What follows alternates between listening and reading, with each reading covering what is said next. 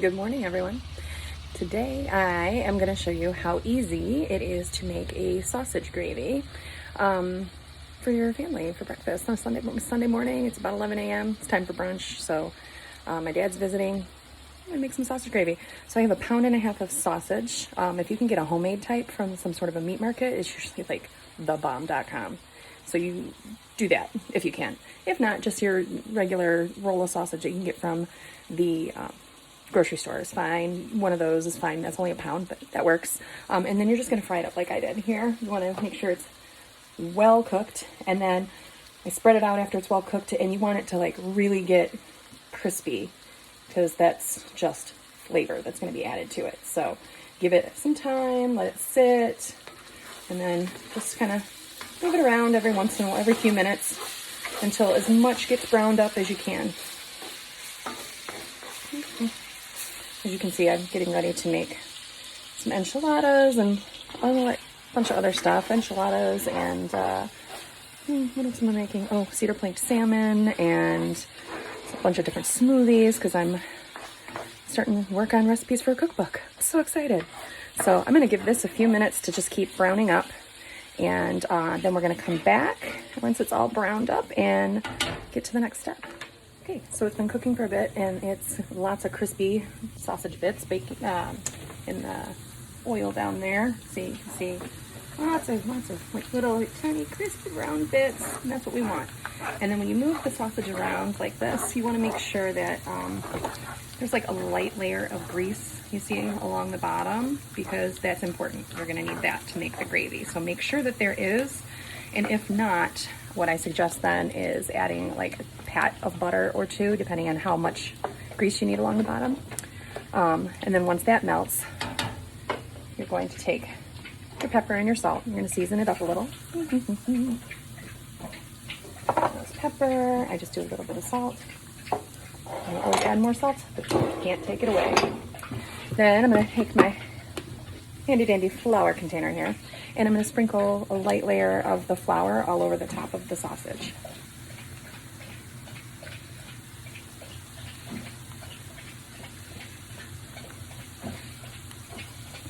Then you are going to mix that up really well into the sausage and the grease along the bottom. You see, it'll kind of get a little bit foamy while you're mixing it in and cooking it off. And you definitely want to give this some time to cook off. That way then your sausage gravy doesn't taste like flour. Because if you immediately then go put your milk in, yuck, you're going to be eating flour gravy, and that's disgusting. Ask me how I know. Don't ever do that. So yeah, so we want to let this cook down and see it just keeps getting kind of foamy. I want to cook it until it's done kind of doing that a little bit, you know. Oh gosh.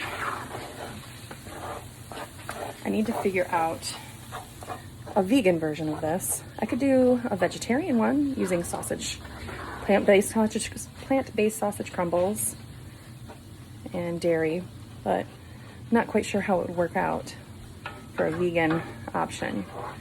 Maybe using oat milk. I'm not sure. Anyway, my kid is insisting on trying to sneak behind me, and he's still in his pajamas. He's desperately wanting to get onto YouTube. So I guess that's the best way to let him do it, huh? So, all right, I'm gonna let this cook down for a bit, and when I'm ready to add the milk, I will be back with y'all. See, one of the secrets to making like the best sausage gravy ever is using something called Kitchen Bouquet or like Gravy Masters or something like that. I have Gravy Masters right now. Just a couple of drops of this will season it up and give it a nice rich brown color. The flavor is phenomenal.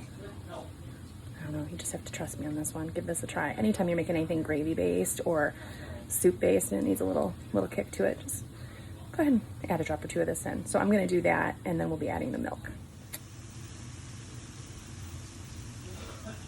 Just a little goes a long way with this thing. Just that little bit is all we need.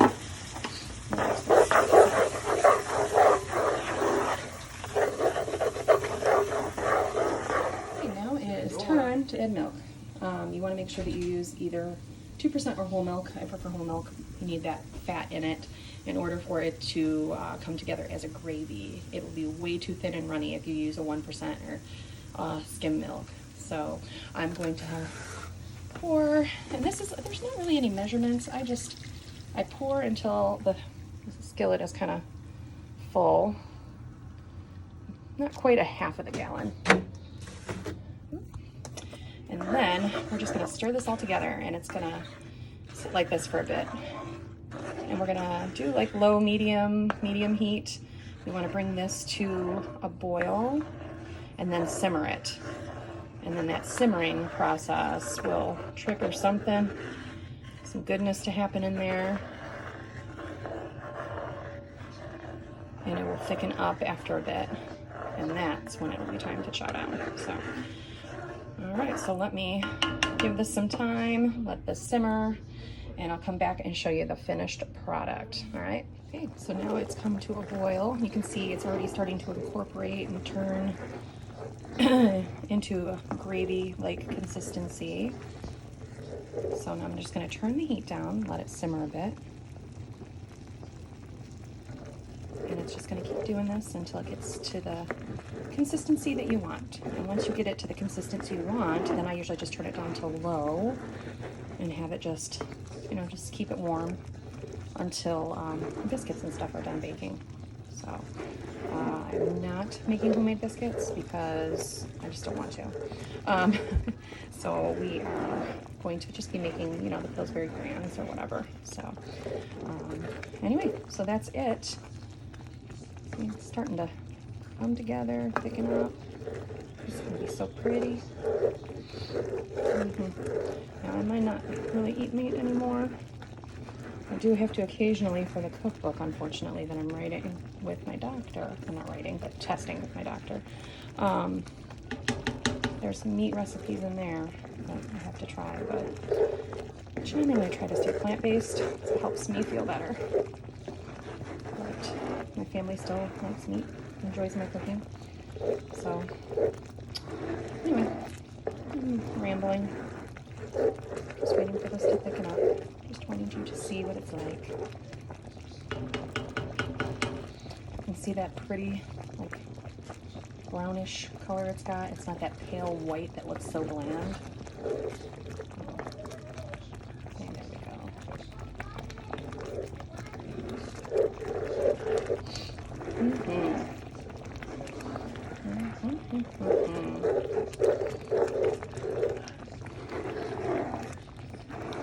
Perfection. Okay, so here we go. So I'm just gonna leave this, just waiting for my husband to get home with the biscuits. And then I'll give you a peek at the finished product once it's all put together. This, oh, it's so good. Yum, yum, yum. Can't wait for the biscuits to be done. Okay, so I've got Dale's plate here I'm making. I took 2 biscuits and opened them up. I made him 3 dippy eggs here. And then, because I only have 2 hands, let me get this a little closer. Now I'm gonna just smother this in the gravy. You can see it's thickened up nicely. So we're just gonna do this. We call this Farmer's Benedict. And that's it. Bon appetit. I hope you guys give this a try and that you like it. Hey, Dad, about my gravy? That gravy is so good, man. What you think, Dale? Awesome. This one won't try it. White sausage from White Lake Inn. White Lake Supermarket, right?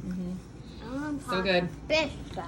You're eating a biscuit and a dippy egg. Is that good? You gotta lick your plate.